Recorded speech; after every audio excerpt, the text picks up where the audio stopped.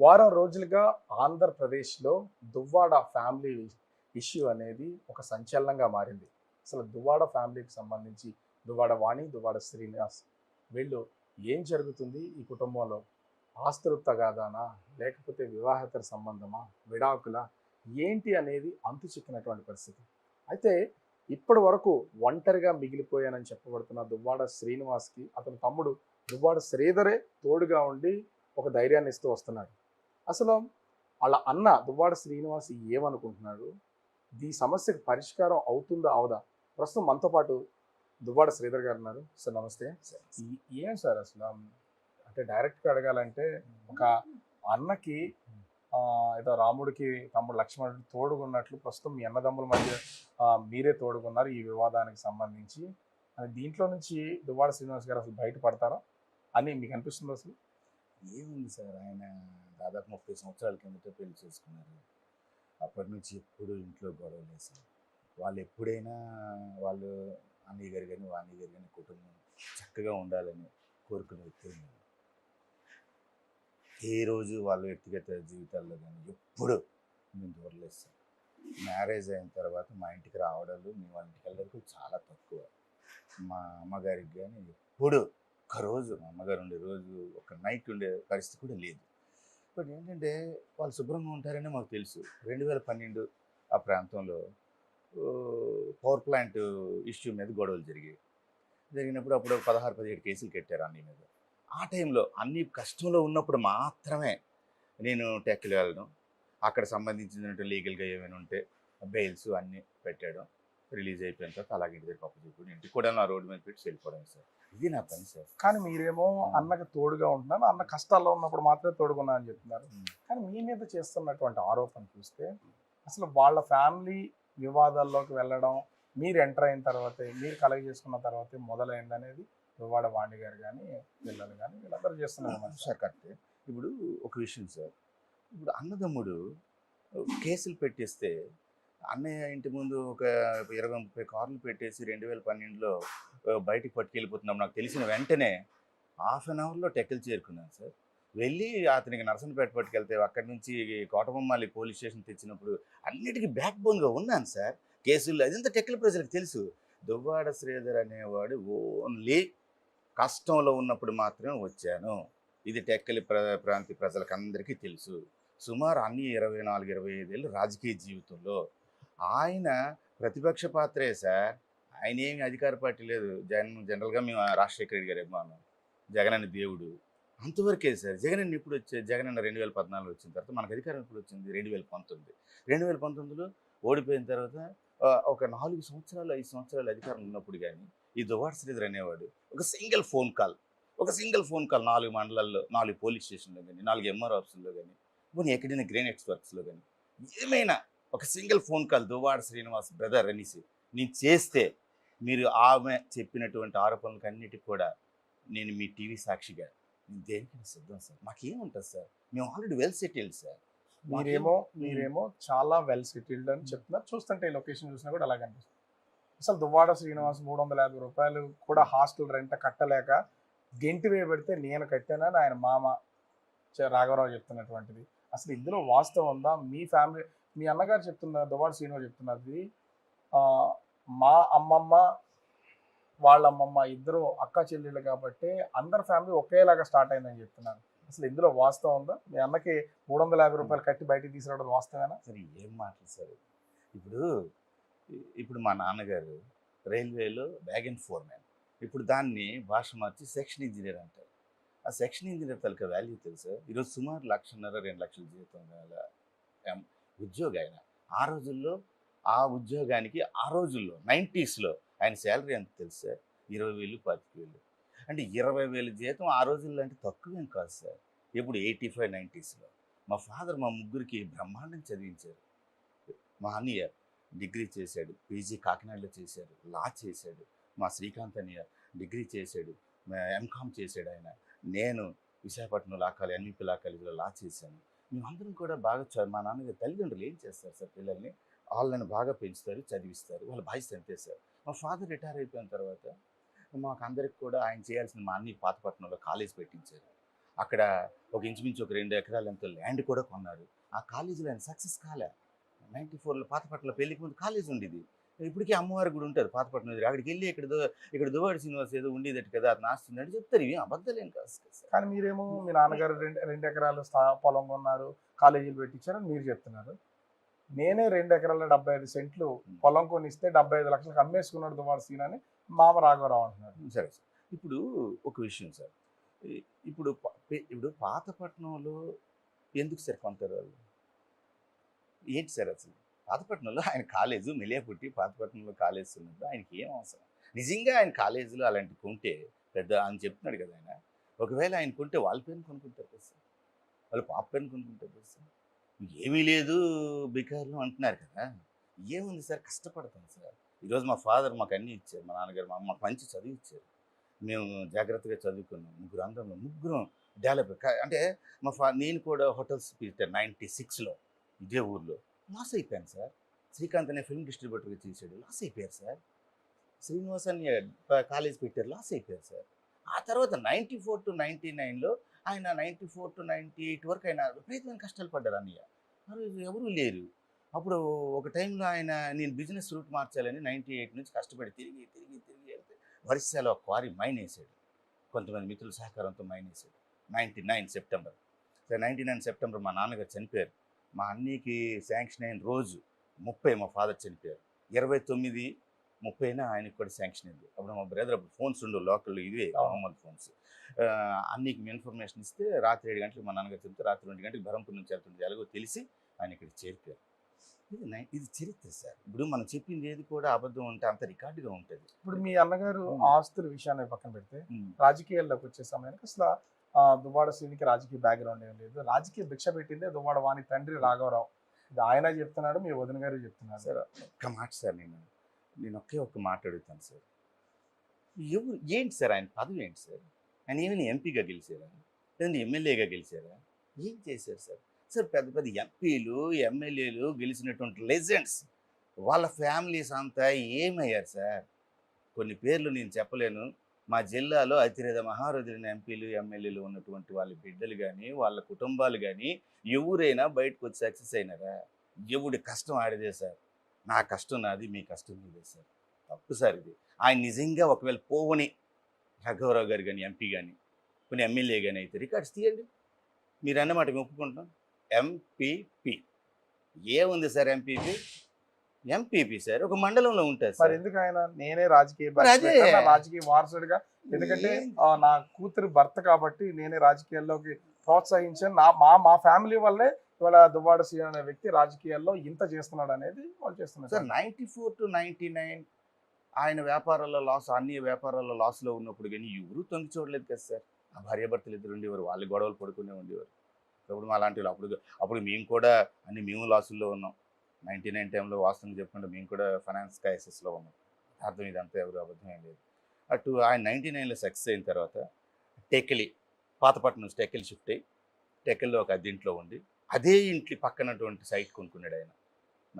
మంచి ల్యాండ్ కొని అక్కడ వెంటనే with in day short period అలాగా ఈ ఇండియాలోనే కాదు ఈ ప్రపంచంలోనే icon brown quarry one Duvvada Srinivas. Granites ఏంటంటే కొన్ని ఒకటే ఎక్కడో ఉంటుంది ఒక కలర్, అది సక్సెస్ అయితే ఆ కలర్ ఇంకో దగ్గర ఉండదు. ఫర్ ఎగ్జాంపుల్ టెక్కలి ఎస్కే బ్లూ అంటారు, అండ్ టోటల్ ఎస్కే బ్లూ. కానీ అన్నికి పడిందంటే బ్రౌన్, ఐకాన్ బ్రౌన్ అని ఒక కలర్. ఆ బ్రౌన్ ఐకాన్ బ్రౌన్ కలర్ ఇండియాలోనే ఎక్కడా లేదు. ఒక 8-9 ఇయర్స్ ఆయనకి స్వర్ణయుగం, దువ్వాడ శ్రీనివాస్ గారు చూసిన స్వర్ణయుగం. ఈరోజు మీరు చెప్తున్నారు కదా 2000 తర్వాత 2000 ఆయన ఎప్పుడైతే గ్రానైట్స్లో సక్సెస్ అయిపోయారో వీళ్ళందరూ చేరిపోయారు. మామ అందరూ చేరారు. ఒక్కరోజు అతను సక్సెస్లో ఉన్నప్పుడు మేము ఒక్కరోజు వెళ్ళలే. టెక్కలి ప్రజలకు ఎవరికైనా అడగండి, దువ్వాడ శ్రీధర్ బాబా వాళ్ళ బ్రదర్స్ ఎప్పుడైనా అధికార దుర్వినియోగం చేశారా? ఎక్కడైనా కబ్జా చేశారా? లేకపోతే ఏ విషయంలో నాకు ఫోన్ కాల్ కొట్టారా? ఒక పోలీస్ స్టేషన్ దగ్గరికి బెదిరించారా? ఎక్కడ ఉంటారు? రికార్డు వచ్చేసి మీ అన్న దువ్వాడ శ్రీనివాస్ చాలా ముక్కుసూటిగాను పౌరుషంగాను లేదా కోపంగాను ఉంటారు. మీరేంటి ఇంత సాదా సీదాగా కనిపిస్తున్నారు? మాటలు కూడా అట్లా ఉన్నాయి. అంటే నిజమైన మాటలేనా లేకపోతే ఇలా ఉండాలని ఉంటున్నారా? సార్ నేను బేసిక్గా మేము ఇప్పుడు నేను 2014లో షిరిడి సాయి మందిరం కట్టాను మన ఇంటి పక్కనే. మందిరం కట్టిన తర్వాత నేను కొన్ని నేర్చుకున్నాను సార్. ఒక సంయమనం పాటించాలి. నేను ఎప్పుడు కూడా రాజకీయాలు కూడా నాకు పెద్ద ఇంట్రెస్ట్ ఉండదు. నేను ఎప్పుడు అన్నయ్య మాకు ఈ ఊర్లో ఎంత కెపాసిటీ ఉన్నా మా అన్నయ్య కోసం మేము ఎట్టి పరిస్థితుల్లో ఆయన బాగుండాలి అనే ఒక ఉద్దేశంతో ఏ రోజు కూడా మాకు టికెట్ కావాలో లేకపోతే ఇంకోటి కావాలో ఒక్కరోజు ఎవరికైనా నేను జగన్ అన్న అభిమాని నాకు అంత తెలుసు కానీ ఒక్కరోజు మేము ఎక్కడ కూడా మాకు ఏదో కావాలి చేయాలి అని కూడా మేము ప్రయత్నం చేయాలి. అడగం కూడా ఇంత సైలెంట్ గానో లేకపోతే నెమ్మదిగా ఉంటారు కాబట్టి దువ్వాడ శ్రీనివాస్ వైపు ఈవేళ ఈ చర్చలు జరపడానికి శ్రీధర్నే కరెక్ట్ పర్సన్ అని మనం ఎందుకు మిమ్మల్ని వాళ్ళతో చర్చలు జరపడానికి పెట్టుకున్నారా? కష్టంలో ఉన్నప్పుడు ఎప్పుడు నేను ఉంటాను సార్. ఆవిడికి తెలుసు సార్, వాణి గారు తెలుసు సార్ నేనేంటో ఈరోజు వాళ్ళ కష్టం ఉన్నప్పుడు నేను ఏం చేశాను అనేది భగవంతుడు ఉన్నాడు సార్. నేను నమ్మిన షిరిడి సాయిబాబా సాక్షిగా నేనే తప్పు చేయలేదు సార్. నేను నాకు ఏముంటుంది సార్, ఇప్పుడు అన్నదమ్ములు సార్. ఇప్పుడు ఆయన కష్టంలో ఉన్నప్పుడు ఇంటి నుంచి గెటౌట్ చేసేసాక గెటౌట్ చేసి నాడు రోడ్డు మీద పెడితే ఒక అన్నదమ్ముడికి వెళ్ళొద్దా సార్? నా బాధ్యత సార్. నేను చిన్నోడిని కానీ నాకు తెలిసింది. డ్రైవర్ ఫోన్ చేశాడు. అంతకుముందు 6 నెలల నుంచి కూడా నాకు వాళ్ళ గన్మెన్లు అందరూ చెప్తున్నారు, సార్ శ్రీనివాస్ గారి పరిస్థితి చాలా తీవ్రంగా ఉంది. నా అంటారులేదే సరే వాళ్ళు ఎప్పుడు ఈ 25-30 కూడా అదే గొడవలు కదా, ప్రాణాల మీదకి ఏమొస్తుందిలే అని. కానీ రాత్రులు అమ్మ నేను బాధపడేవాళ్ళం. నిద్ర లేని రోజులు కూడా ఉన్నాయి. రేపు మా ఇంట్లో భోజనం లేదు, టిఫిన్ లేదు, నరకం. మేము కొద్దిగా ఫుడ్ అది పెద్దగా పట్టించుకోం, లిమిటెడ్గా ఉంటాం చాలా జాగ్రత్తగా. కానీ అయినా మనిషికి నీడ్ కదా సార్. ఇంత దారుణం ఒక్కరోజు అంటే ఏం చేసేవాళ్ళు అసలు? ఇంట్లో నుంచి బయటికి గెంటేయడం అంటే అసలు ఇంట్లో ఉండకుండానా, లేకపోతే ఇంట్లో ఉన్నా కూడా ఫుడ్ పెట్టేవాళ్ళు కదా? ఏంటి అసలు మీ అన్న దువ్వాడ శ్రీను కూడా అసలు ఈ విషయాన్ని క్లియర్ గా చెప్పలేకపోతుంది సార్. అన్నయ్య గారు ఏం చెప్తాడు సార్? 27-28 ఏళ్ళు భరించాడు రాజకీయం కోసం. ఆయనకు ఒక రాజకీయం అంబిషన్ సార్. నేను జీవితంలో ఒకసారి ఎమ్మెల్యే అవ్వాలి అని పిచ్చి. ఆ పిచ్చికి ఆయన ఏంటంటే కొన్ని ఎంత మనకు పీక మీద ఇచ్చేస్తున్నా భరించాలి సార్. నాకు అనిపించింది 27-28 ఏళ్ళు భరించాడు ఆయన. ఒక టైంలో నాకు అనిపించింది, వాస్తవం మీరు చెప్పింది కొంచెం నిజమే. ఏం చేస్తాం సార్, మనుషులమే కదా సార్. బయటికి ఇంటికి ఇప్పుడు నేను ఇంటికి వస్తాను, నాకు ఇంటికి తాళం వేస్తే తాళం తీగిపోతే ఏంటి సార్ ఇక్కడైనా ఉందా సార్? మీరు ఎందుకు వెళ్ళరండి అసలు? మీ అన్న ఇంటికి మీ వదిన ఉన్నప్పుడు, మీ పిల్లలు ఉన్నప్పుడు అసలు మీ అమ్మగారు కానీ మీరు కానీ ఎందుకు వెళ్ళరు? వాళ్ళ రానివ్వరా? మీకు వెళ్ళడానికి ఇష్టం లేదా అసలు? సార్ మరి ఇప్పుడు ఎవరైనా ఏమనుకుంటారు సార్, ఒక ఇంటికి వెళ్తే గౌరవం సార్. ఇప్పుడు ఏముంటుంది సార్, ఇప్పుడు మనకి ఎక్కడికైనా వెళ్ళామంటే ఒక గౌరవం, మనం వాళ్ళ ఇంటికి వెళ్ళాలంటే ఒక కాఫీ టీ. అందుకని ఏం ఆశిస్తాం? గౌరవంగా ఒక గంట గడి కూర్చొని మాట్లాడేపోతాం. ఎవరు మా వ్యాపారాలు మాకుంటే మా బిజీలో మేము ఉంటాం, వాళ్ళ బిజీలో వాళ్ళు ఉంటారు, మాకన్నా ఎక్కువ బిజీగా ఉండొచ్చు. కానీ ఏముంటుంది, ఇప్పుడు వెళ్ళి వస్తుంటే అది కామన్గా ఉంటుంది. వాళ్ళు ఏంటంటే ఆయన మీ అమ్మతో మీ అమ్మగారితో ఎట్టి పరిస్థితుల్లో అమ్మకు తిట్టడం, మాకు తిట్టడం, ఇలాగ ఆయనకి మెంటల్గా చేస్తుంటే పాపం ఆయనకి మీరు సాక్షి ఎందుకు? ఇప్పుడు మేము వచ్చి మాకు ఏంటి అవసరం? వాళ్ళ మేము భగవంతుడి సాక్షిగా ఆ కుటుంబం చక్కగా ఉండాలని కోరుకుంటాం. నిజంగా ఎప్పుడు అదే మనసుతో ఉంటాను, దేవుడి దేవాలు బాగుండాలి, చక్కగా ఉండాలి. ఎన్నో సంవత్సరాలు మొక్కిన రోజులు కూడా ఉన్నాయి. నేను కట్టిన షిరిడి సాయి మందిలో తెల్లవారు ఫస్ట్ నేను ధర్మకర్తగా, నాకన్నా ముందు మా అమ్మగారి పేరు తర్వాత దువ్వాడ శ్రీనివాస్, వాణి, హైందవి పేర్లతో ఇక్కడ అర్చన జరుగుతుంది. నేటి 2016 ఫిబ్రవరి 25 గుడి ప్రారంభమైంది. ఆనాటి నుండి ఈ రోజు వరకు ఎర్లీ మార్నింగ్ షిరిడి సాయి మందిరంలో నేను ఎక్కడ కలెక్షన్స్ అవి కాదు, నా సొంత డబ్బులతో షిరిడి సాయి మందిరం ఇక్కడ నిర్మించి అన్నదానం పెట్టి నా గుడిలో ఫస్ట్ ధర్మకర్త నేను.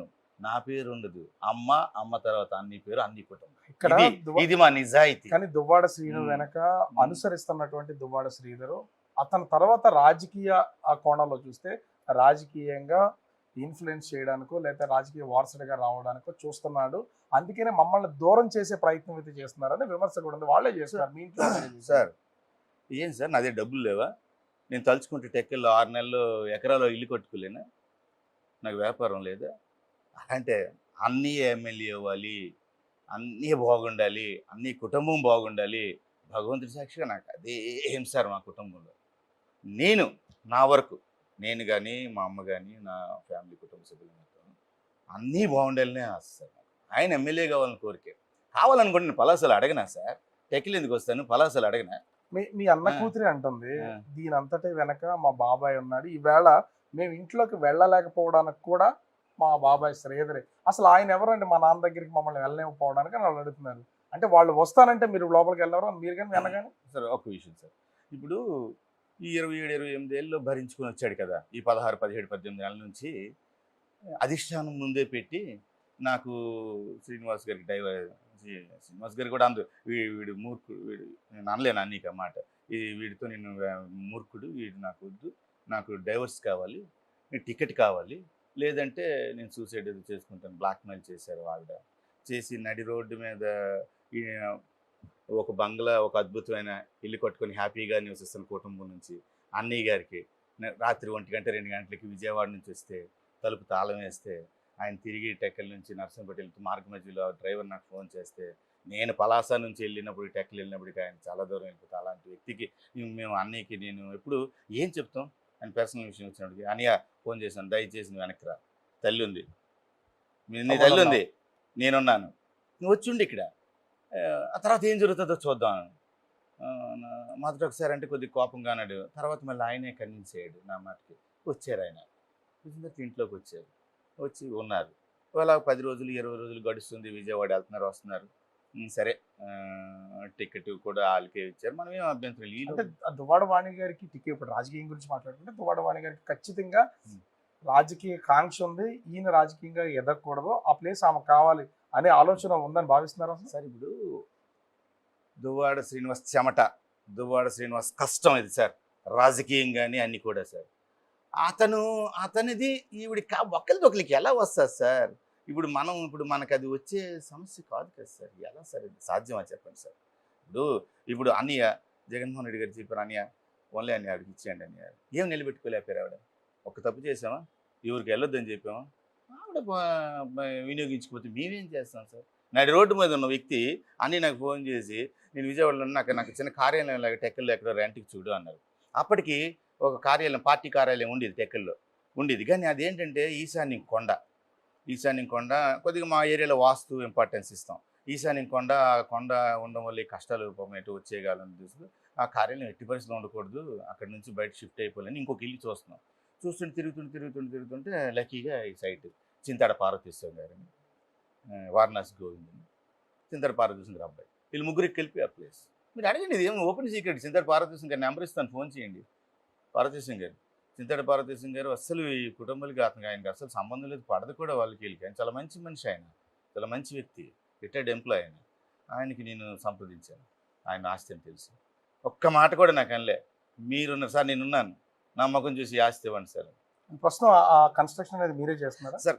ఆస్తి కొనిసే అన్నంత వరకు ఆస్తి కొని ఆ మాట అయిపోయింది. చూడండి, పార్వతీశ్వరం గారు అంటే కట్టుకో తమ్ముడు, నీకు ఓనా కదా, నువ్వు చూసుకొని ఒక రేట్ ఫిక్స్ చేసుకుని కట్టుకున్న తర్వాత అగ్రిమెంట్ లేదు, రిజిస్ట్రేషన్ లేదు, కన్స్ట్రక్షన్ స్టార్ట్ చేస్తాం.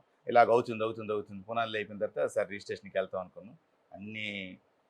అన్నీ కూడా పార్వతీశ్వరం గారికి తెలుసు, ప్రతి అమౌంట్ దాంట్లో నేను ఇచ్చిందే, ఇదేదో రాజకీయ ఇంకో ఈ న్యూసెన్స్కో అని అంటే అది అసహ్యం చెప్పలేం, కానీ అది మాకు అవసరం లేదు. కానీ అన్నీ నిలబడాలని మనం చేసాం. ఆ తర్వాత కన్స్ట్రక్షన్కి వచ్చినప్పుడు అన్నయ్య గారు పోర్టు స్టార్ట్ అవ్వడం, ఆయన చిన్న కాంట్రాక్ట్ దాంట్లో చేయడం వల్ల చిన్న కాంట్రాక్ట్స్ చేయడం వల్ల అన్నీ ఒక ప్లాన్ చేశాను కూడా. అన్ని దగ్గర డబ్బులున్న ఖర్చు అయిపోతాయి కదా, ఎంతైనా ఇది అయిపోతుంది, కొన్ని ఆ ఇంటి మీదనే పెట్టుకుంటే అనేసి ఆ కన్స్ట్రక్షన్ అంతా అన్నయ్య గారు ఏం చేసుకున్నారు. ఆ తర్వాత నేను చూసుకోలేదు, కానీ 10 నెలలు 11 నెలలు దగ్గరుండి కట్టించి గత ఏప్రిల్ మేలో స్టార్ట్ అయినటువంటి గొడవని ఈ ఏప్రిల్ ఉగాదికి ముందు ఒక రోజు ముందుకి, అప్పటికి మళ్ళీ ఎలక్షన్కి ఒక 4 రోజులు 40 రోజులే టైం ఉంది. అప్పటికి రోజు రాత్రి వెళ్ళి వస్తుంటే 1 గంట 2 అయిపోయింది. డ్రైవర్లు ఇబ్బంది, ఎక్కడ రోడ్డు మీద ప్రమాదాలు జరిగితే ఇబ్బంది. 40 డేస్ ఖచ్చితంగా ఉండాలంటే ఒక చిన్న రూమ్ ఆయన ఉండడానికి అయింది. అప్పటికి ఇంకా బాత్రూమ్స్ కూడా కాలేదు. ఇమీడియట్గా అక్కడికి ఆయన 40 రోజుల ముందు షిఫ్ట్ అయ్యాడు. దాదాపు 11 నెలల 10 రోజులు 20 రోజులు ఆయన ఎక్కడి నుంచే ప్రయాణం చేసేవాడు. కానీ ఇప్పటి వరకు ఈ గొడవలు అంటే ఫ్యామిలీకి మాత్రమే పరిమితమైనవి, ఇంత సడన్ గా ఒక్కసారి మాధురిని స్ట్రీమ్ లైన్లోకి తీసుకొచ్చి ఈ గొడవని ఇంత పెద్ద చేయడానికి గల కారణం ఏంటి? ఇది కేవలం ఫ్యామిలీకి సంబంధించి దువ్వాడ వాణి, దువ్వాడ శ్రీని వీళ్ళిద్దరి మధ్యలో ఉన్నది, మధ్యలో మాధురి వచ్చింది. కానీ ఇది ఒక రాష్ట్రానికి ఒక సంచలనం అయిపోయినటువంటి వార్తగా మిగిలిపోయింది, ఒక ఇష్యూగా మిగిలిపోయినటువంటి పరిస్థితి. అంత అవసరం ఉందంటారా? మీ కుటుంబానికి ఇమేజ్ దెబ్బతింటది, దువ్వాడ శ్రీని ఇమేజ్ దెబ్బతింటది, ఇట్లా ఏమి అనిపించలేదా మీకు? సార్ ఏం చేస్తాం సార్, ఇదంతా కావాలని చేసింది. ఎక్కడ స్టార్ట్ అయింది చెప్పండి? మొదటి నుంచి ఇదంతా ఆధిపత్య పోరు. ఏముంది సార్, ఒక సినిమాలో అయినా ఇలాగ ఉందా సార్? ఎక్కడ ఈ ట్విస్టులు, ఈ ఇబ్బంది ఏంటి సార్? ఇదేమీ లేదు సార్, ఇది ఓన్లీ రాజకీయం అని మీరైతే భావిస్తున్నారా? ఇప్పుడు ఉన్నటువంటి అధికార పార్టీ మీ అన్నని దెబ్బ కొట్టడానికి వీళ్ళతో కలిసి చేస్తుంది అనేది ఏమైనా ఫీలింగ్ ఏమైనా ఉందా సార్? మేము కరుడు గట్టిన రాజశేఖర రెడ్డి గారు అంటే ఎప్పటికీ ఈ దువ్వాడ శ్రీధర్, నేను మీకు తెలుసా, ఆవిడ అన్నారు ఏదో ఒక మాట, వాడేంటనేసి, ఈ పలాసలో కాంగ్రెస్ పార్టీలో ఒక టైంలో నాకు సస్పెండ్ చేశారు ఇక్కడ ఒక ఇష్యూలో అన్నయ్యకి అక్కడ చేసేప్పుడు నాకు ఇక్కడ సస్పెండ్ చేశారు మా బ్రదర్స్, మా అందరికి ఇక్కడ కూడా చేస్తే ఏ ఏ తెలుగుదేశంలో పోటీ చేయలేదే, ఇండిపెండెంట్స్గా పోటీ చేసిన కౌన్సిలర్గా ఇదే వార్డులో 2007 డిసెంబర్ 12 ఎలక్షన్లో టౌన్లో అత్యధిక మెజార్టీతో గెలిచా. ఇది నా క్యారెక్టర్. 2013లో జగనన్న జైల్లో ఉన్నప్పుడు 4 రోజులు ఆమరణ నిరాహార దీక్ష చేశా ఇక్కడ పలాసలో. 2005లో డిసెంబర్ 21 ఆంధ్రజ్యోతి పేపర్లో జగనన్న బర్త్డే యాడ్ ఇస్తే అందరూ నవ్వారు. అంటే ఎవరు తెలియదు ఆయన ఫోటో, పెద్ద ఆయన రాజశేఖర రెడ్డి గారి కొడుకు ఫోటో దొరకడం చాలా కష్టం 2005లో. వాస్తవాలు సార్, మీ బేసిక్గా రాజశేఖర రెడ్డి గారి అభిమానులు, జగన్ పదవులు, రాజకీయాలు ఇవి మాకు అవసరం లేదు సార్. కానీ ఇప్పుడు మీ అన్న విషయంలోకి వచ్చేసరికి టీడీపీ సపోర్ట్ చేస్తుంది. టీడీపీ వల్లనే ఈ రోజు పోలీసులు అక్కడ ఉంటున్నారు, కానీ 498A పెట్టినా కూడా అక్కడి నుంచి మీ వదిన దువ్వాడ వాణిని పంపించట్లేదు. ఈ విషయంలో రెండు వైపుల కేసులు పెట్టినా దీన్ని క్లియర్ చేయట్లేదనే విమర్శ ఉంది. పోలీసులు వాళ్ళకి సపోర్ట్ చేస్తున్నారు, వెనక నుండి ప్రభుత్వం నడిపిస్తుంది అనేది. సార్ ఇప్పుడు మీరు మంచి క్వశ్చన్ అడిగారు సార్. ఒక విషయం అడుగుతాను సార్, ఈ భారతదేశం ఈ చట్టాలు ఈ కోర్టులకి సంబంధించి ఒక సామాన్యుడిగా ఇప్పుడు దువ్వాడ శ్రీనివాస్ గారు ఒక్కలే ఈ భారతదేశంలో ఫస్ట్ భార్యాభర్తలు గొడవ కాదు కదండి. ఈ 498 కేసులే కానీ ఇప్పుడు కొత్తగా మారిన 85 సెక్షన్ 1 కేసులు ఇవన్నీ కానీ ఇవి ఏంటంటే సార్, ఒక భార్యాభర్తలు గొడవలు వస్తాయి. ఏం జరుగుతాయి సార్, భార్యాభర్తలు గొడవ వస్తే వాళ్ళ కుటుంబ సభ్యులు, వీళ్ళ తలకి అన్నదమ్ములు లేకపోతే తల్లిదండ్రులు అక్క చెల్లెలు ఉంటే వాళ్ళ తలకి అన్నదమ్ములు ఉంటే పిలిచి మాట్లాడుకునే అవకాశం ఉంటుంది. అది మితిమీరిపోయింది అనుకోండి, పోలీస్ స్టేషన్కి వెళ్ళి కంప్లైంట్ ఇవ్వాలి.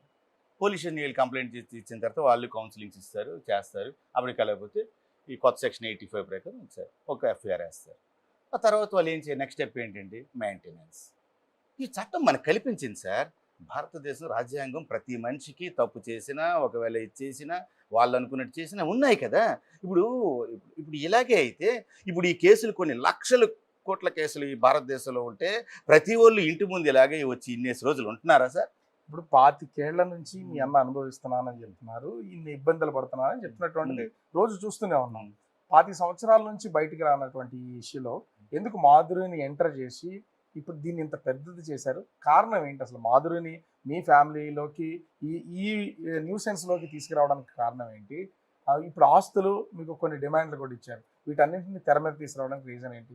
కేవలం అధికారం, మరోపక్క అంటే పదవి లేదా ఆస్తుల కోసం అనుకోవచ్చా సార్? వాళ్ళు జమీందారులు అంటారు, మాకు ఏమీ లేదంటారు. మా నాన్న వ్యాగన్ ఫోర్మెన్, అబద్ధం కాదు కదా. ఇండియన్ రైల్వేకి వెళ్ళి పలానా 99లో లిస్టులు చేస్తే దువ్వాడ కృష్ణమూర్తి గారు అని ఉంటుంది కదా. లేకపోతే వాళ్ళ జమీందారులు అయితే ఏముంటుంది కదా. ఏంటి సార్ ఇది? ఏమన్నారు సార్, ఏమడిగారు? అదే అధికారం కోసం లేదా ఆస్తుల కోసం ఎందుకు మాధురిని మీ మధ్యలోకి తీసుకొచ్చి కేవలం ఈ ఇష్యూని పెద్ద చేయడం కోసం మాధురిని తీసుకొచ్చారా మీ వదిన? సార్ నేను ఎప్పుడు కూడా ఒక 13-14 పవర్ ప్లాంట్ కేసుల్లో కానీ లేకపోతే ఒరిస్సాలో ఒక బిగ్ కేసులో కానీ బెయిల్స్ దువ్వాడ శ్రీనివాస్ గారిని వాళ్ళ కష్టంలో ఉన్నప్పుడు మాత్రమే నేను వెళ్ళి అన్ని రోజులు ఉండి బెయిల్స్ పెట్టి ఆ క్షణమే తప్పుకుంటాను సార్. మళ్ళీ రోడ్డు మీదకి వచ్చినప్పుడు 11 నెలల 10 రోజులు ఉన్నాను. మీకు ఒకటే ఉదాహరణ చెప్తాను. ఇక్కడ ఏప్రిల్ 8 అనుకుంటాను, 6వ తారీఖు ఇక్కడ నుంచి షిఫ్ట్ అయిపోతే మే 19 కదా ఎలక్షన్. ఒక్కరోజు ఈ ఏప్రిల్ 10 నుంచి మే 19లో టెక్కలు ఎక్కడైనా కనిపించేనా చూడండి, అయిపోయింది, నా పాత్ర అయిపోయింది. నాకు చెప్పారు టెక్కల మండలంలో చిన్న సీన్ అన్న మాకు ఇక్కడ ఇన్ఛార్జ్, చిన్న సీన్ అన్నకు అడగండి. సీన్ అన్న నాకు పిలిపించి నైట్ చెప్పారు, బాబా నువ్వు 4 అక్కడ ఆఫీస్ దగ్గర కూర్చో, 4 మండలాలు నువ్వు చూడు అని చెప్పారు. మనకు అవసరం లేదు, నాది నేను పలాసలో ఉంటున్నాను. నేను రాజకీయాలు కూడా నాకు జగన్ అన్న అభిమానం. నేనేదో నాకు ఈ తిట్లు ఈ గొడవలు దీని విషయంలో నాకు అంత ఇంట్రెస్ట్ ఉండదు. ఎందుకు మరి మీ వదిన దువ్వాడ వాణి గారు ఎందుకు మాధురినే దీంట్లో సెంటర్ ఆఫ్ అట్రాక్షన్గా చేశారు? ఇప్పుడు ఆమె వల్ల ఇదంతా చాలా పెద్ద ఇష్యూ అవుతుంది సార్. మాధురి గారు కానీ వాణి గారు కానీ నాకు తెలియదు సార్ ఆ విషయాలు. వ్యక్తిగత విషయాల్లో మనం ఇప్పుడు వాణి గారిని ఆవిడని నేను దాంట్లో మాట్లాడలేను సార్. దయచేసి ఆ విషయాలు నాకు పూర్తిగా తెలియదు. కానీ ఇప్పుడు జరుగుతున్నటువంటి టోటల్ ఎపిసోడ్కి సంబంధించి గత 3 రోజులు అంటే ఈ రోజుతో కలిపి 3 రోజులుగా చర్చలు అయితే జరుగుతున్నాయి. మీ అన్నగారి తరఫున మీరు ఒక్కలే చర్చలో పాల్గొన్నారు, అటు వాణి గారి తరఫు నుంచి ఒక 3-4 ఉన్నారు, ఒక అడ్వకేట్ దివాకర్ కూడా ఉన్నారు. అసలు ఏం జరిగింది చర్చ, వాళ్ళు ఇచ్చిన డిమాండ్స్ ఏంటి, మీరు వాటిని ఏ విధంగా రెస్పాండ్ అయ్యారు? సార్ నా దగ్గర దివాకర్, సంపత్రావు దివాకర్, ఆయన రఘువర గారు అన్ని కొడుకు, ఆయన నాకు ఒకరోజు ఫోన్ చేశారు. నిన్న ఇప్పుడు ఈరోజు ఏం వారం సార్, బుధవారం కదా, సోమవారం నాకు ఫోన్ చేశారు సార్. నేను ఎత్తలేదు సార్. ఆదివారం ఫోన్ చేశారు. అతను ఫోన్ చేసి నేను ఎత్తలేదు. ఒక గంట 2 గంటలు చూశాను. ఏంటి చేశారు కదా ఎందుకులే అని ఎత్తలేదు. తర్వాత మళ్ళీ నేను చేశాను. ఏంటి మేము అతని పేరు దివాకర్. ఏంటి యాక్చువల్‌గా ఆయన నేను క్లాస్‌మేట్స్ కూడా. ఫోన్ చేసి ఏంటి చిట్టి అన్న ఆయనకి చిట్టి అంటారుగా ఆయన పేరు దివాకర్. ఏంటి చిట్టి అంటే ఏం లేదు బాబా ఏంటిది ఇదంతా రోడ్డు మీద పడిపోవడం ఇవన్నీ అని చెప్పి మనం ఇదేదో ఒకటి ఎమికబుల్ ఇది తెచ్చుకుందాము అన్నాను. దానికేం పర్వాలేదు చిట్టి నేను నేను రెడీ మీరు ఎవరు వచ్చినా పర్వాలేదు మాట్లాడదాం.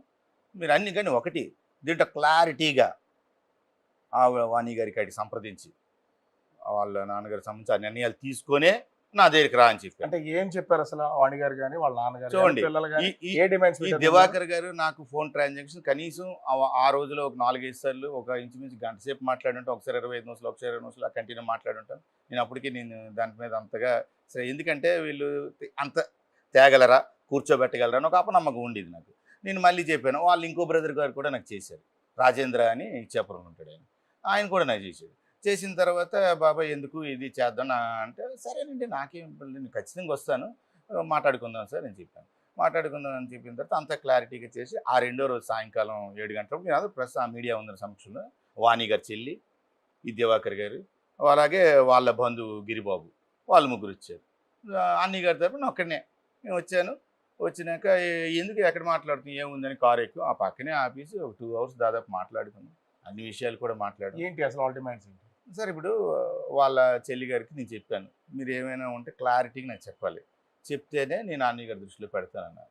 ఫస్ట్ పెట్టినప్పుడు నెంబర్ 1 ఫస్ట్ నేను ఇది యథార్థంగా చెప్తున్నాను సార్ ఇది ఎక్కడా తప్పు చెప్పాల్సిన అవసరం లేదు ఆ కర్మ కూడా లేదు. వాణి గారి చెల్లి రాధారాణి ఏదో అనుకుంటాను ఆవిడ నాకేం చెప్పారంటే నెంబర్ 1 పర్లాకిడిలో ఉన్నటువంటి ఆస్తిని ఈ ఏవైనా టెక్నికల్ ప్రాబ్లం వచ్చి మొదట అన్నీకి యాక్చువల్గా ఏంటంటే ఎలక్షన్ టైంలో ఇవిడేదో ఇండిపెండెంట్ గ్యాస్ ఏదైనా చేసినప్పుడు అప్పుడు రిజిస్ట్రేషన్ అని చెప్తే అప్పుడు సొంతకం పెట్టేసాడు రిజిస్ట్రేషన్ అయిపోయింది. అది యాక్చువల్గా నాన్ అగ్రికల్చర్ ల్యాండ్ అనమాట. దాని మీద స్క్వేర్ ఫీట్ మీద ఏదో కట్టి చేయాలి. వీళ్ళు నాకు తెలిసి నాకు దాని మీద అంత నాలెడ్జ్ లేదు ఓల్డ్ దీని మీద చేసినట్టున్నారు. దాని మీద ఒరిస్సా కాన్సర్న్ ఎస్ఆర్ఓ అది రద్దుపరిచినారు. అది మరి ఇప్పుడు ఏంటంటే దానికి టెక్నికల్ ప్రాబ్లమ్స్ మళ్ళీ దానికి స్టాంప్ డ్యూటీ అది పెరుగుతుంది అనుకుంటాను. మళ్ళీ ఫ్రెష్ డాక్యుమెంట్ చేసి రిజిస్ట్రేషన్ చేయాలి. నాకు అంత దాని మీద లేదు అది ఎలాగుంటారుగా అది ఆవిడ అంటున్నారు కదా చేసాం అంటున్నారని అని ఏదో అన్నారు కదా దానికి అన్ని గారికి కూడా మీరు అడగండి చెప్తారు. ఆయన చేశారు కదా ఏ రోజు చేశారు చెప్పారు ఆ డేట్తో సార్ చెప్తారు. అబద్ధం ఉండదు కదా అది ఎందుకు క్యాన్సిల్ అయిందో కూడా ఉంటుంది కదా అది ఎందుకు చెప్తాను సార్ వాళ్ళు అడిగారు. ఫస్ట్ డిమాండ్ అది ఓకే. రెండోది వెంకటేశ్వర కాలనీలో ఇప్పుడు అన్నీకి ఆ రోజు ఇప్పుడు అది ఇంచుమించు చాలా అద్భుతంగా కట్టారు. ఇంచుమించు అది ఎలా కన్స్ట్రక్షన్ చేసి చాలా కాస్ట్లీ ఇల్లు చాలా టెక్లో ఉండదు అంత మంచి ఇల్లు అంత మంచి అద్భుతం కట్టిన ఇల్లు మీరు వెళ్తే తెలుస్తుంది. ఆ ఇంటి నుంచి అక్కడ తాళం వేసి పంపించారు కదా అన్నీకి టెక్కల వెంకటేశ్వర కాలనీ. ఆ ఇంటి మీద బ్యాంక్ లోను ఒక నాకు తెలిసి అన్ని 15 లక్షలు అంటున్నాడు కానీ ఆ బ్యాంక్ లోన్ కూడా నేను కోఆబ్లిగెంట్. ఇంకోటి మీరు కావాల్సి యూనియన్ బ్యాంక్ ఆఫ్ ఇండియా చూసుకుని బాబాయ్ ఎవడు అంటున్నారు కదా బాబాయ్ ఎవడు ఇడికేట్ సంబంధం కష్టం ఉన్నప్పుడు ఉంటాను. దువ్వాడ శ్రీనివాస్ దువ్వాడ వాణి గారు దువ్వాడ శ్రీధర్ ఆ రోజు లోన్ పెట్టినప్పుడు వాళ్ళకి ఇన్కమ్ ట్యాక్స్ ప్రాబ్లమ్స్ అంటే లోన్ తక్కువ వస్తుంది అంటే నా ఇన్కమ్ ట్యాక్స్ రిటర్న్స్ ఇచ్చారు. ఇది నా ఇన్కమ్ ట్యాక్స్ రిటర్న్స్ ఇచ్చాడు ఐఎమ్ నాట్ గ్యారంటర్ ఐఎమ్ కోఆబ్లిగెంట్ నేను గ్యారంటర్ని కాదు కోఆబ్లిగెంట్ అంటే నేను కూడా దాంట్లో ఒక అప్పు నాకు వాళ్ళు కట్టకపోతే నాకు మెసేజ్ వస్తుంది. ఆయిల్ కూడా ఆ ఇంటి పెద్ద నాకు అన్నీ ఏమన్నాడు 15 లక్షలు అంటే నాకు తెలుసు కదా వాళ్ళ తాలూకు లింక్ నాకు ఉంటుంది. చేసినప్పుడు హౌసింగ్ లోన్ అది అనే 15 కాదు నాకు తెలిసి 20 ఉంటుంది అంటే వాట్ ఎవర్ ఇట్ మేబీ అంత ఉన్నా సరే అమౌంట్ క్లియర్ చేసుకొని అది చేయడానికి అది ఓకే అండి. మూడోది ఏంటంటే పిల్లలకి సంబంధించిన విషయం పిల్లలకి సంబంధించి మనం ఏం మాట్లాడుకుంటాం సార్ సెపరేట్ ఇప్పుడు తప్పు కదా ఇప్పుడు పెద్ద పాపకు అద్భుతమైన మ్యారేజ్ చేశారు. రెండో పాప ఎంబీబీఎస్ చేస్తున్నారు సంబంధించి అన్ని తండ్రిగా చూడ్డారు సార్ మనోహరం సార్ చెప్పడానికి ఎవరు పిల్లలు సార్ వాళ్ళు ఎంత తిట్టినా కొట్టినా ఏం చేసినా ఎంత చేసినా ఇవన్నీ 6 నెలల్లో సంవత్సరమో ఉంటుంది. ఆ తర్వాత ఆటోమేటిక్గా ఇప్పుడు ఈ 2 ఏళ్ళ గ్యాప్లోనే వాళ్ళు జాగ్రత్తగా మంచిగా చేసుకుంటే ఇప్పుడు ఏమీ ఉండదు. మరి ఇది ముదిరే వరకు తెచ్చి చేసిన తర్వాత ఒక అభద్రతా భావం ఇవన్నీ ఏంటిది మన కొద్దిగా ఏముంది నేను అన్నీ చూసుకుంటున్నాను కదా అనే అంత ఉద్దేశంతోనే కానీ వాటికన్నిటికి కూడా వాళ్ళు అడిగేదానికన్నా ఎక్కువగా అన్నీ ఒప్పుకోండి మీడియా సమక్షంలోనే. 3వ పాయింట్ అది పెట్టారు.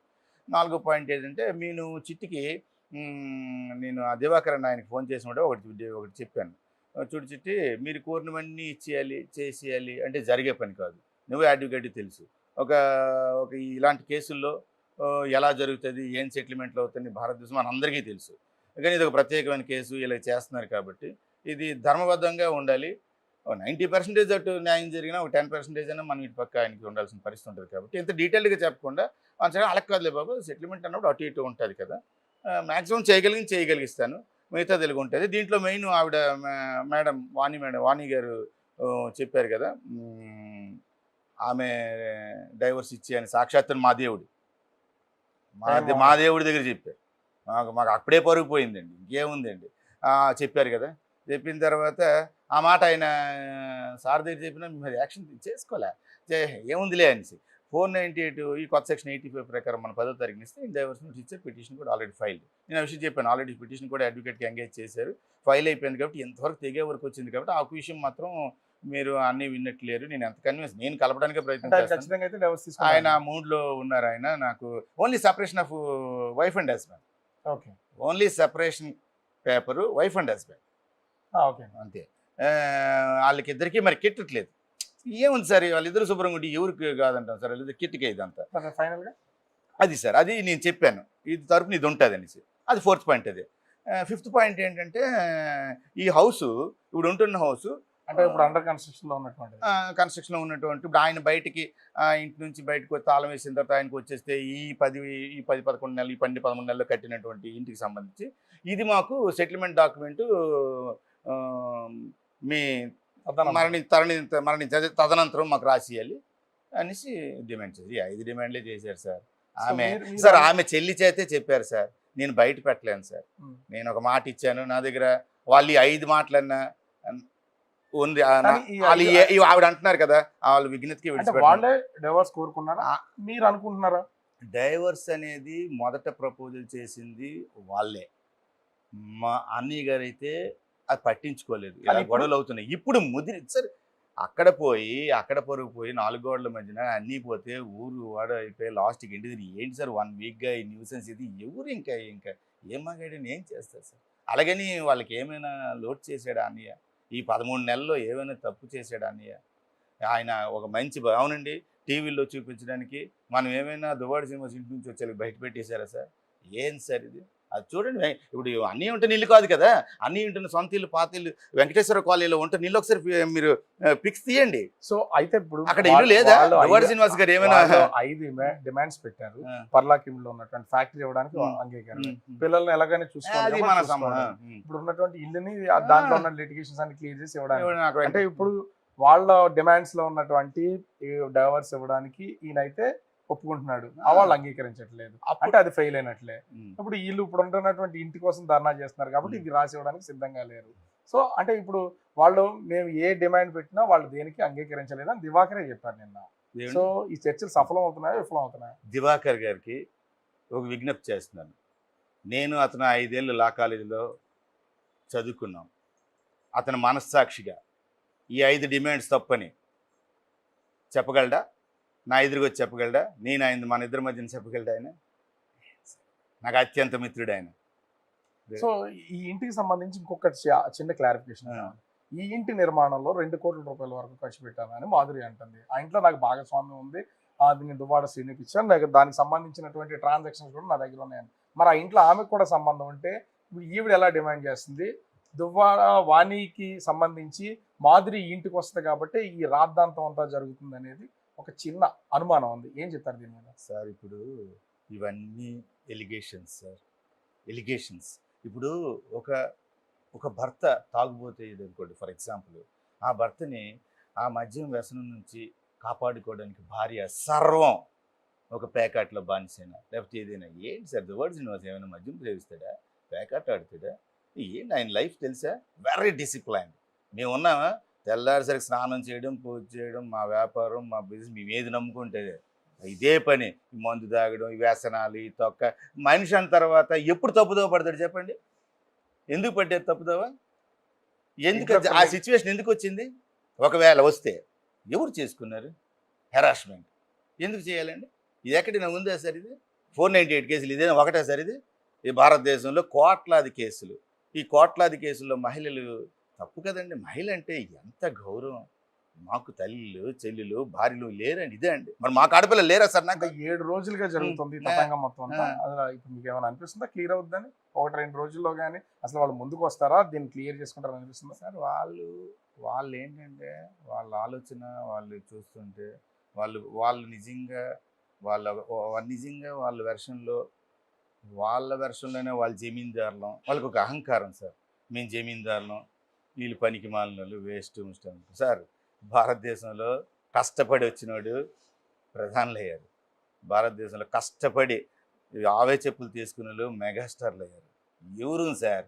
కష్టమే నిజం. మా నాన్న ఒక మంచి మీ ఉద్యోగస్తుడు. అన్న ఇప్పుడు చెప్తున్నారు, నేను రాజకీయంగా అవసరమైతే అంటే నేను విడాకులు తీసుకుంటాను, ఇప్పుడు ఇంతకు ముందు కంటే ఎక్కువగా పనిచేస్తాను అని చెప్తున్నారు. మా డ్యూటీ అంటే ఆయన అలా చేస్తాడు కాబట్టి దువ్వాడ వాణికి నేను రాజకీయంగా ఎప్పటికీ ఎదుగుదల లేదనేది ఈ ఆందోళన కారణం అనుకోవచ్చా? సార్ అంతే సార్. లేదా దువ్వాడ వాణికి కాకుండా రాజకీయ వారసత్వం, ఇప్పటికే మీ అన్న దాదాపుగా 60 ఏళ్ళు వచ్చినాయి, వారసత్వాన్ని తమ్ముడు శ్రీధర్కి అప్పగించవచ్చు అనే అనుమానం కలిగి దీన్ని తెర మీద తీసుకొచ్చారు అనుకోవచ్చు సార్. ఇప్పుడు యాక్చువల్గా నాకున్న టెండెన్సీకి, నాకున్న పరిస్థితికి, కష్టంలో ఉన్నప్పుడు మాత్రమే అన్నయ్య గారు కానీ, వదిన గారు కానీ ఆ కుటుంబాల్లో నేను పాల్పంచుకున్నాను.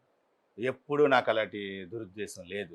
ఇన్ కేస్ ఒకవేళ కావాలనుకుంటే పలాస, నాకు అలా దుర్బుద్ధే ఉంటే జగనన్న దగ్గర అన్న నాకు పలాస ఇవ్వ అని అడుగుతాను. మాకేం అది లేదు, తెలియదా? నేను డైరెక్ట్గా వెళ్ళగాను అన్న దగ్గరికి, అన్న నాకు చూడన్నా అనేసి. అతను నా పేరు ఎంక్వైరీ చేస్తాడు, ఎవరు దువ్వాడ శ్రీధర్ బాబా అని ఎంక్వైరీ చేస్తే నాకు ప్రజల్లో ఉంటే ఆయన ఇవ్వచ్చు. ఎక్కలేమని ఎందుకు సార్? అది ఎప్పుడు ఆలోచన లేదు సార్. అసలు ఆలోచన ఎప్పుడూ లేదు. మీకు ఒక విషయం చెప్తాను. 2013 జగనన్న జైల్లో ఉన్నప్పుడు పిఏసిఎస్ ఎలక్షన్స్ జరిగినాయి, కోఆపరేటివ్ బ్యాంక్ ఎలక్షన్స్.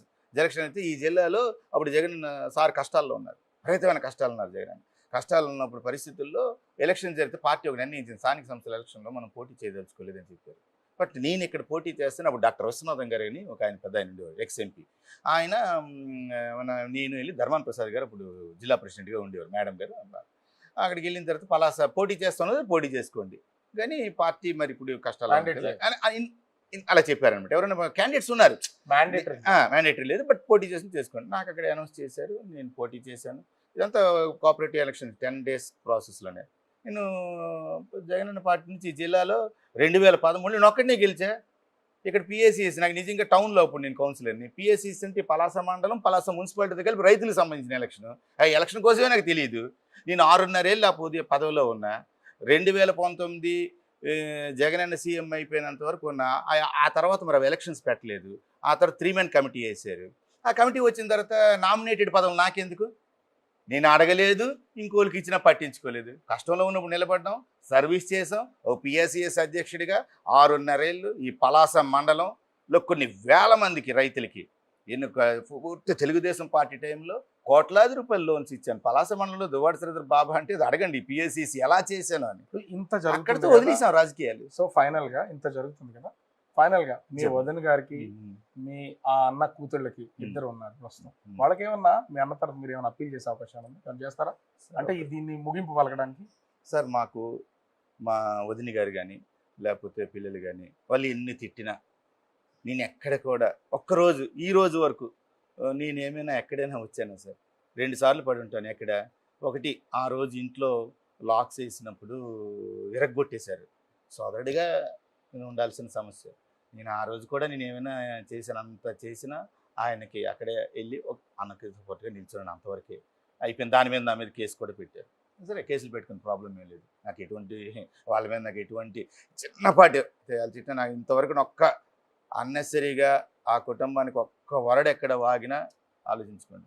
నాకు ఒక 1000 మెసేజ్లు పెట్టుంటారు, నేను అన్నయ్యకి ఇలా సపోర్ట్ చేసి ఇలా చేస్తున్నాననేసి బూతులు నాకు, నా తల్లికి, నా భార్యకి, నా పిల్లలకి అందరికీ 1000 మెసేజ్లు ఉంటాయి. నేను తప్పు సార్, పేకపోయినా అలాంటివి మేము బయట పెట్టాల్సిన అవసరం లేదు. వాళ్ళు అన్నారని మేము అన్నాం. ఏం చెప్పదలిచారు అసలు? నేనేమంటానంటే సంయమనం పాటించండి దయచేసి. ఒక పెద్ద కుటుంబాల నుంచి అందరం కూడా, పోనీ మీరే పెద్ద కుటుంబం అంటున్నారు కదా, ఈ సంయమనం పాటించండి. ఇది పద్ధతి కాదు. దయచేసి ఓ పాప అద్భుతమైన మ్యారేజ్, ఓ మంచి మ్యారేజ్, రెండో పాప MBS పాప చదవండి, దయచేసి కంప్లీట్ చేయండి, ఉన్నతమైన స్థితికి వెళ్ళండి. అన్నింటికీ అన్నయ్య గారు ఉంటారు, మేమెవరం ఒక అన్నదమ్ముడు, మీరంతా మాకు అంతా మన బ్లడ్ రిలేషన్. అన్నయ్య గారు భార్యాభర్తల మధ్యన గొడవ ఇది, వాళ్ళిద్దరూ చూసుకుంటారు. దయచేసి ఇదంతా ఇంకా ఇప్పుడు జరిగిన ఈ నేల రచ్చ ఒక ఫుల్ స్టాప్ పెట్టండి. కోరికలు కోరారు, ఆ కోరికలకు మ్యాక్సిమం చేయడానికి జరిగింది. ఏముంది, ఏదైనా జరగచ్చు. ఇప్పుడు దువ్వాడ శ్రీనివాస్ హౌస్ అంటున్నారు, ఎవడైనా ఇవన్నీ సెల్ఫ్ ఎక్విడ్ ప్రాపర్టీసే. ఏముంది సార్ నాకు అర్థం కావట్లేదు. దువ్వాడ శ్రీనివాస్ గారు 100 ఏళ్ళు సంపూర్ణ ఆయుష్తో ఉండాలని భగవంతుని కోరుకుంటున్నాం. తదనంతరం ఎవరు వస్తారు సార్? లీగల్ హెయిర్ ఎవడవుతాడు సార్? ఎవరు చెప్పండి? పని చేస్తుందా సార్? లీగల్ హెయిర్ ఎవరవుతారు సార్? నేనున్నాను సార్. నేను రేపు మరణిస్తే ఎంఆర్ఓ ఆఫీస్కి వెళ్తే దువ్వాడ శ్రీధర్ భార్య పిల్లలు లీగల్ హెయిర్ సార్. ఏంది సార్ దీనికి? ఇక్కడికి గొడవ ఏముంది? అలా అడిగి నేను చేయలేదా? విజ్ఞతకి విడిచిపెడుతున్నాను సార్. ఓకే శ్రీధర్ గారు, అంటే ఇక్కడ ఓవరాల్ గా చూస్తే దువ్వాడ శ్రీనివాస్ వాణిల మధ్య ఉన్నటువంటి ఈ కుటుంబ వ్యవహారానికి సంబంధించి తమ్ముడు శ్రీధరే మొత్తం వ్యవహారాన్ని నడుపుతున్నారనే విమర్శ ఉంది.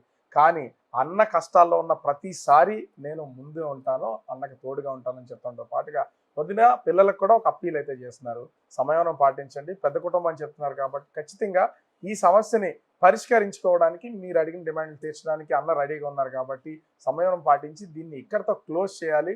ఇప్పటికే పరుగు పోయింది, ఇప్పటికైనా సరే మా బయటపడండి అని వాళ్ళకే అప్పీల్ చేస్తున్నటువంటి పరిస్థితి అయితే కనిపిస్తోంది. కెమెరామెన్ అరుణ్తో Raju, big TV, Palasa, Srikakulam. For more videos like this, subscribe Big TV channel.